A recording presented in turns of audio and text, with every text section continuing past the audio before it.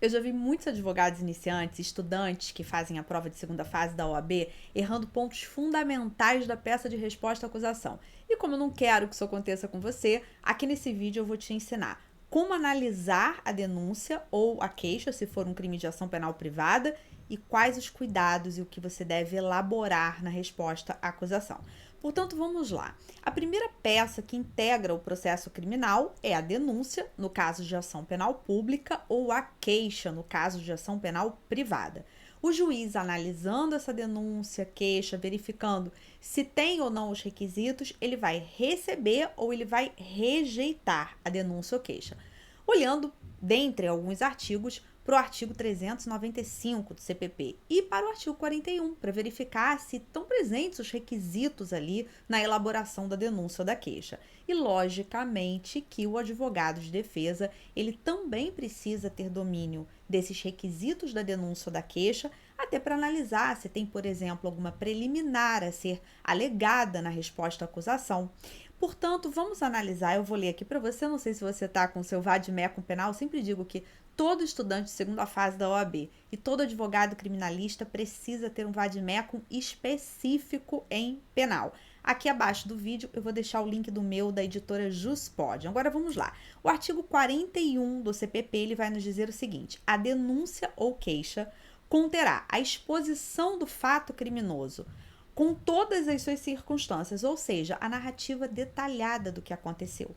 Não se trata apenas do Ministério Público dizer, por exemplo, que o seu cliente cometeu furto. Tem que narrar o que aconteceu. Que dia aconteceu? Houve uma subtração? Ela foi sem violência ou grave ameaça? Como se deu essa subtração? Em que condições? Em que circunstâncias?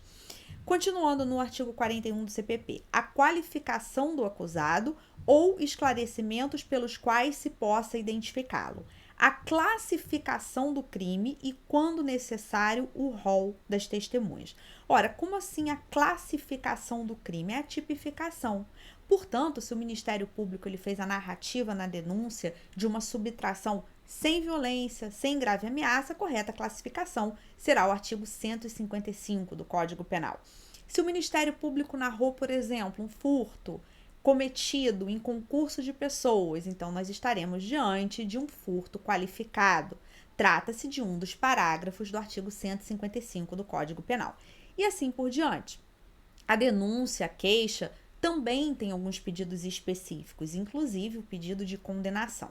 E quando nós temos alguma impropriedade, pode acontecer dessa denúncia ou dessa queixa serem ineptas e o advogado de defesa alegar isso na resposta à acusação. Agora eu quero que você entenda o seguinte, isso é muito importante. A peça de resposta à acusação, e lógico que para elaborar você tem que ter uma boa análise da denúncia ou da queixa, ela não é uma peça de defesa de mérito amplo. Você não vai alegar na resposta à acusação todas as teses defensivas. Isso só vai acontecer em sede de alegações finais.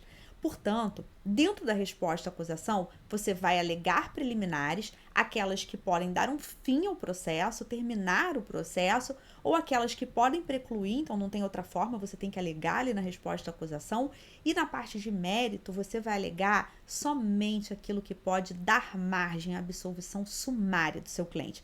Ou seja, qual é o artigo do Código de Processo Penal que você tem que ter como base para elaborar a resposta à acusação? O artigo 397 do CPP.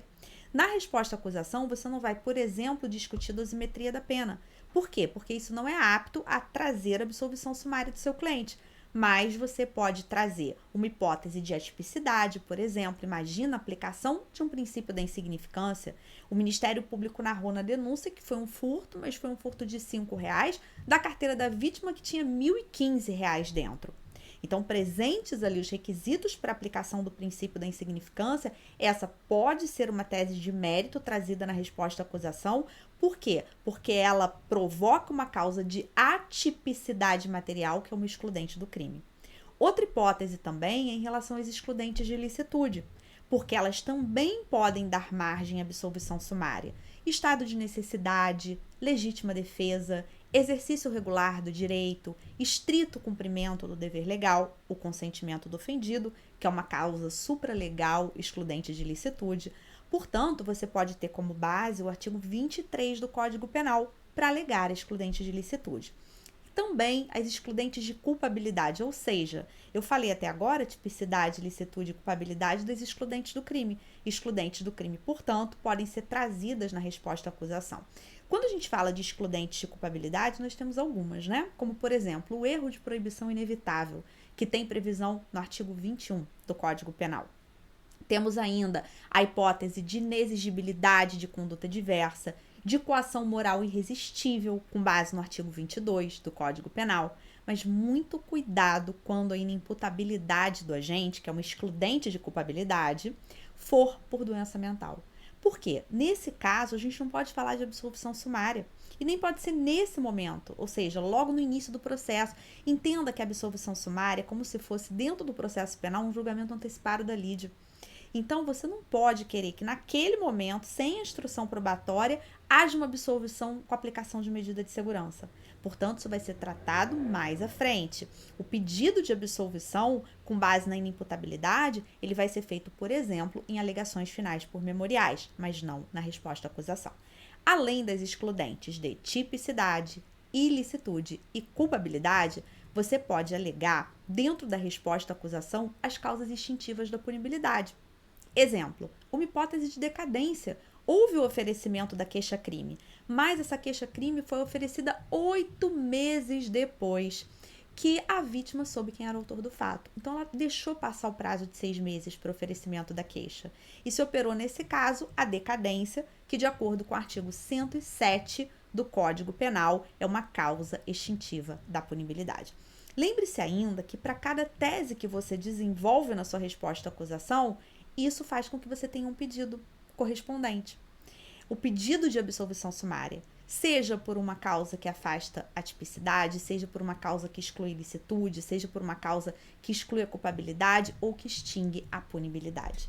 É muito importante você fazer corretamente uma resposta à acusação, porque uma falta de experiência aí pode fazer com que você, como advogado de defesa, ou até mesmo na prova da OAB, venha trazer teses que não são pertinentes ali e que na vida prática podem até prejudicar o cliente, porque você vai estar adiantando a matéria que você vai alegar mais lá na frente para o Ministério Público e ele já vai ter ciência, ok?